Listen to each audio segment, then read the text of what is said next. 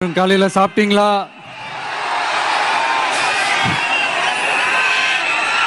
வணக்கம்மா.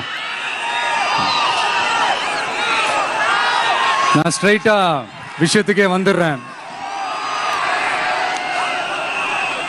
புதுச்சேரி எலெக்ஷன்ல நம்ம டிவிக்கே போட்டி போடுறோம்.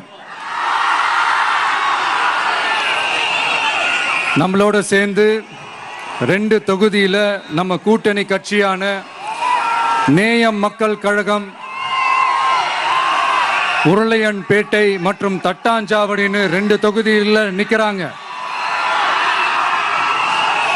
நம்ம கட்சி வேட்பாளர்களை பற்றி உங்களுக்கு நல்லாவே தெரியும். களத்தில் மக்களோட மக்களாக நிற்கிற மாதிரி ஆளுங்களை தான் நான் செலக்ட் பண்ணியிருக்கிறேன்.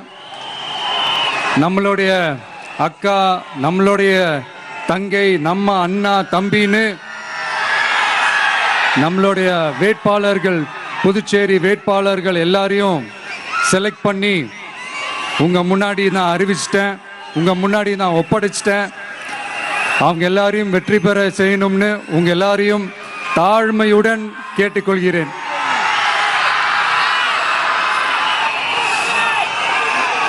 நம்ம வேட்பாளர் எல்லாருக்கும் நம்ம விசில் சின்னத்தில், உங்க விசில் சின்னத்தில் தயவு செஞ்சு ஓட்டு போடுங்க.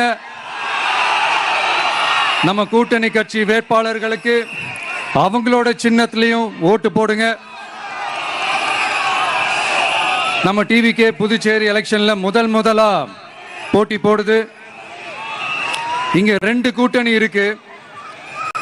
நீங்க தனியா வந்து என்ன செய்ய போறீங்கன்னு உங்க மனசுல ஒரு கேள்வி ஒன்று எழலாம். அதுக்கு நான் பதில் சொல்ல வேண்டியது நம்மளுடைய கடமை இல்லையா? ஆனா அதை சொல்றதுக்கு முன்னாடி இங்க ஏற்கனவே இருக்கிற கூட்டணியை பத்தி கொஞ்சம் நீங்க தெரிஞ்சுக்கணும் இல்லையா? இந்த காங்கிரஸ் திமுக கூட்டணி இருக்கே, அதுல காங்கிரஸ் மட்டுமே 5-6 முறைக்கு மேல இங்க ஆட்சியில இருந்தாங்க. அந்த கூட்டணியில இருந்த ஒரு தலைவர் மக்களை மட்டும் ஏமாத்தல, அவங்களோட தலைவரையே வெட்ட வெளிச்சமா எப்படி ஏமாத்தினார்னு உலகமே பார்த்து கை கட்டி சிரிச்சது. அதுக்கப்புறம் அந்த கட்சி இங்க எந்த நிலைமையில இருக்குன்னு உங்க எல்லாருக்குமே தெரியும். திமுகவும் 2-3 முறைக்கு மேல ஆட்சியில இருந்தாங்க.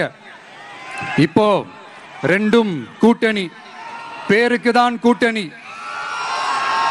ஆனா திமுகவும் காங்கிரசும் கூட்டணின்னு சொல்லிக்கிட்டே சில தொகுதிகளில் ஒருத்தர் எதிர்த்து நிற்கிறாங்க. தமிழ்நாட்டிலையும் திமுக காங்கிரஸ் குழப்ப அணியா தான் இருக்குது. புதுச்சேரியிலையும் அதே மாதிரி குழம்பி போன அணியா தான் இருக்குது.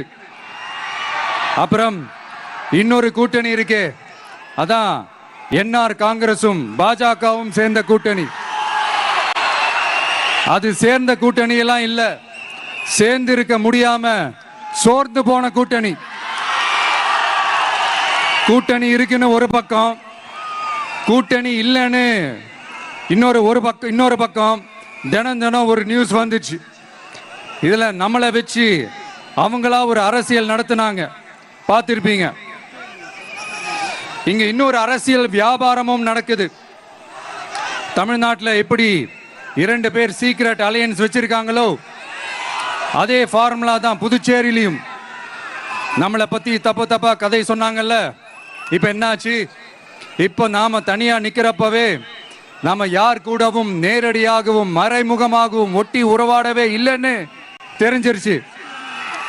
நாம அப்படிதாங்க, சும்மா தில்லா கெத்தா கட்ஸா மக்களை நம்பி வா பார்த்துக்கலான்ற கேட்டகரி தான்.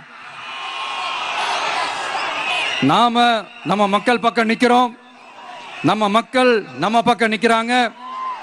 அப்படி இல்லாம யாரு எப்போ யார் முதுகுல குத்துவாங்கன்னு பயத்தோடவே சுத்துனா அந்த கூட்டணி ஒர்க் அவுட்டே ஆகாது, ஃபுல்லா வாஷ் அவுட் தான் ஆகும். இல்ல நான் தெரியாம தான் கேட்கிறேன். இந்த காங்கிரஸும் பாஜகன்னு 2 கூட்டணி இருக்கீங்கல்ல, 2 கூட்டணியில இருக்க கட்சிங்க ஒன்றியத்திலையும் ஆட்சியில இருந்தவங்க தானே, இப்பவும் இருக்கிறவங்க தானே. இந்த புதுச்சேரி மக்களோட மாநில அந்தஸ்து கோரிக்கை எத்தனை வருஷமா இருக்குது?